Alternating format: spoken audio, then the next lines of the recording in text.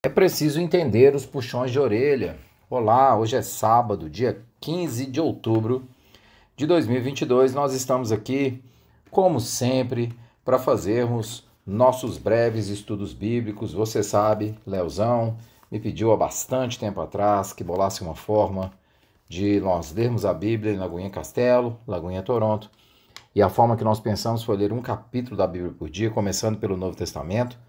E todos os dias nós deixamos um pequeno áudio na página do YouTube da Lagoinha Castelo e também no canal da igreja no Spotify. Você pode ouvir o áudio e ter mais informação sobre o capítulo que estamos lendo. É bom para mim porque eu tenho que estudar, é bom para você porque você também tem que estudar, é bom para as pessoas que recebem seu áudio porque elas também vão ser mais esclarecidas sobre o texto da Escritura. Então, deixe seu like, compartilhe, ative as notificações. Isso será bom para você. Também sempre falamos para você comprar a Bíblia 365. Ela é uma Bíblia normal, mas ela divide a leitura do texto bíblico em um trecho do Velho Testamento, um trecho do Novo, um trecho de Salmos e um trecho de Provérbios. Se você ler todos os dias, ao final de um ano, você terá lido a Bíblia toda. Aliás, essa ideia dos estudos, é bem verdade, não foi minha. Essa ideia dos estudos eu tirei exatamente de acompanhar a leitura da Bíblia 365, onde o Vitor Fontana, um belo canal no YouTube, você pode acessar, faz um estudo também todos os dias de um trecho da Bíblia 365 para ajudar na leitura. Então tiramos essa ideia de lá e essa ideia acho que foi sempre muito boa, muito bem-vinda.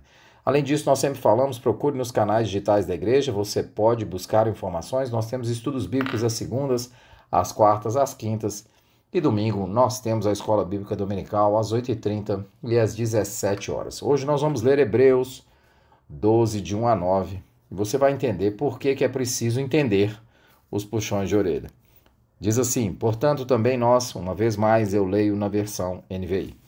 Portanto, também nós, uma vez que estamos rodeados por tão grande nuvem de testemunhas, livremo-nos de tudo aquilo que nos atrapalha e do pecado que nos envolve e corramos com perseverança a corrida que nos é proposta, tendo os olhos fitos em Jesus, autor e consumador da nossa fé.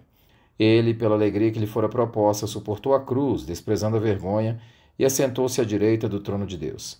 Pensem bem naquele que suportou tal oposição dos pecadores contra si mesmo, para que vocês não se cansem nem desanimem. Na luta contra o pecado, vocês ainda não resistiram até o ponto de derramar o próprio sangue. Vocês se esqueceram da palavra de ânimo que ele lhes dirige como a filhos? Meu filho, não despreze a disciplina do Senhor, nem se magoe com a sua repreensão, pois o Senhor disciplina quem ama e castiga todo aquele a quem aceita como filho. Suportem as dificuldades, recebendo-as como disciplina. Deus os trata como filhos. Ora, qual filho não é disciplinado por seu pai? Se vocês não são disciplinados, e a disciplina é para todos os filhos, então vocês não são filhos legítimos, mas sim ilegítimos. Além disso, tínhamos pais humanos que nos disciplinavam e nós os respeitávamos. Quanto mais devemos submeter-nos ao Pai dos Espíritos, para assim vivermos. Para compreender os primeiros versículos de Hebreus 12, nós precisamos resgatar Hebreus 11, o estudo que fizemos ontem, além do contexto que os irmãos estavam vivendo. Nós já dissemos aqui, o nível de perseguição que a igreja vinha sofrendo era grande, o nível de perseguição que os irmãos destinatários dessa carta vinham sofrendo era grande. Você pode ver isso mesmo aqui no próprio capítulo, no capítulo 10, você pode ver isso. No capítulo 10, entre os versículos 32 a 34. Lembrem-se dos primeiros dias, depois que vocês foram iluminados, quando suportaram muita luta e muito sofrimento. Algumas vezes vocês foram expostos a insultos e tribulações. Em outras ocasiões, fizeram-se solidários com os que assim foram tratados. Vocês se compadeceram dos que estavam na prisão e aceitaram alegremente o confisco dos seus próprios bens, pois sabiam que possuíam bens superiores e permanente. O nível de perseguição que os hebreus vinham sofrendo, que os destinatários da carta de Hebreus, melhor dizendo, vinham sofrendo, era grande. E esse foi um motivo de desânimo e fez com que vários deles começassem a adotar práticas religiosas que eram práticas menos perseguidas, digamos assim, que as práticas cristãs. O desânimo fez que alguns deles começassem a lançar mão de práticas judaizantes, um tipo de fé que não os levaria a ser perseguidos.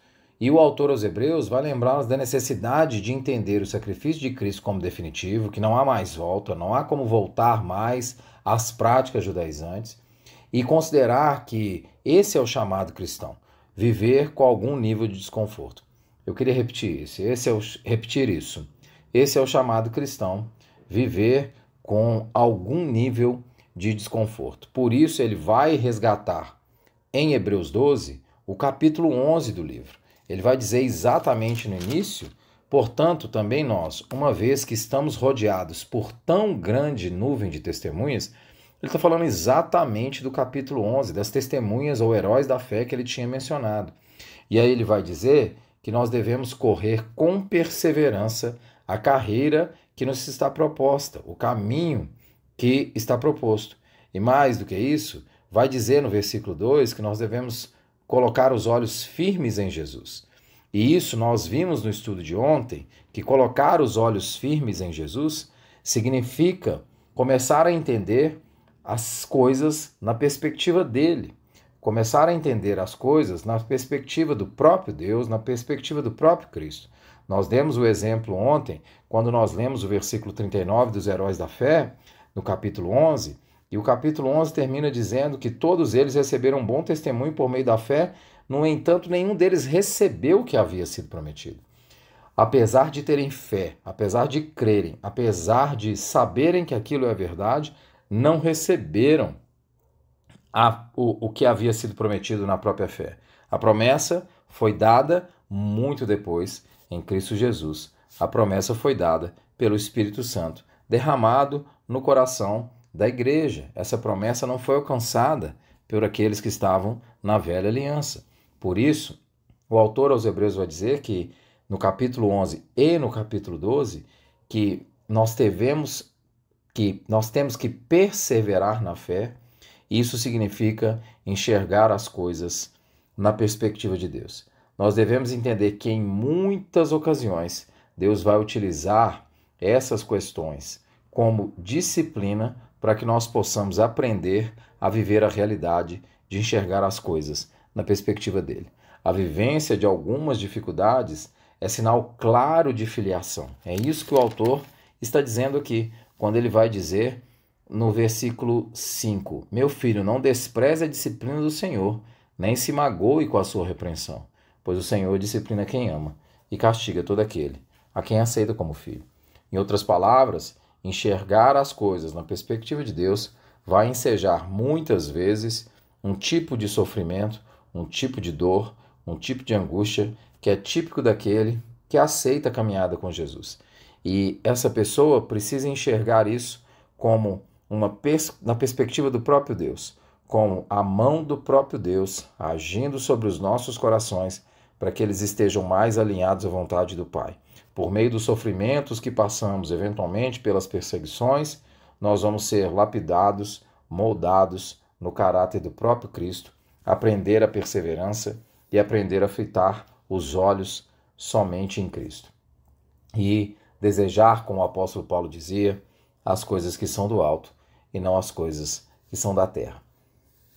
Só o falar isso, que nós falamos recorrentemente, nós fazemos tais afirmações recorrentemente no seio da igreja, mostra o quanto é difícil. Nós repetimos isso, porque nós temos a tendência de fugirmos disso.